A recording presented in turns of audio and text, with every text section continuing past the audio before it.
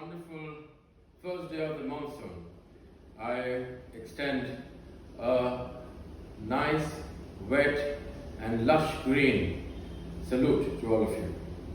So, as the fury of marks and results slowly subsides, I want to tell you two things today. One,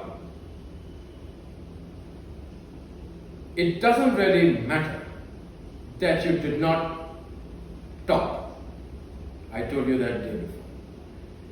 The difference between the topper and the second person is very little, 0.1 or 0.2 or 1. It is absolutely significant in the larger race of life. So you have to distinguish today between two words, success and failure. And I don't use the word failure too much. I feel that fail is a dirty four-letter word. And I use it never for my students. I use it only in one context in life. And that is to not do what you are really meant to do. Which means to be here in life, to have been sent into the world for a purpose, which everybody has, from the ant to the dinosaur, every human being, not to have found it, not to have come to know yourself, and not to have fulfilled that purpose.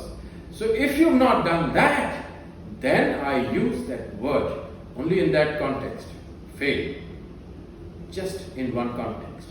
And I'm saying to you, do not allow yourself to fail in that regard. You've been sent here for a purpose. You've been given some strengths. Recognize them, yes. You're good at some things, you're not good at other things. If you do not get good marks, you're responsible. If you get good marks, you're responsible. So if you topped and you got good marks, it's because the right results followed right actions. If you did not, you did not take the right actions. The formula is that simple. It applies to life. Now, let me tell you a very short story I love. And I laughed the first time I heard it, or saw it, or read it.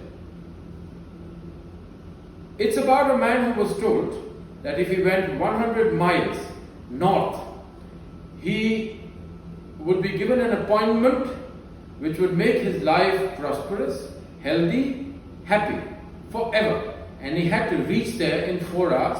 He was given a car, just the right quantity of fuel, just the right kind of food, and all he had to do was to go straight to that place 100 miles north.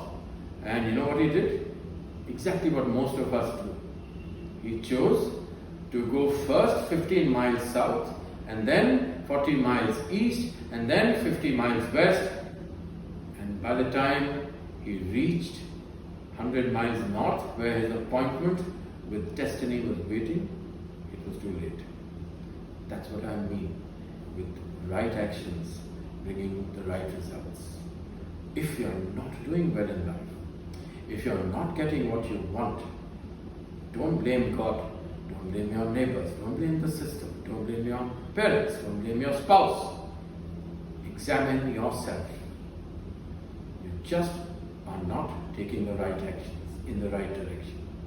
So, I invite you now to my next webinar called Wake Up the Giant Within. And I'm going to tell you, I'll talk to you maybe once more before that, and I'm going to tell you how most of us actually work hard to fail rather than working the right kind to succeed.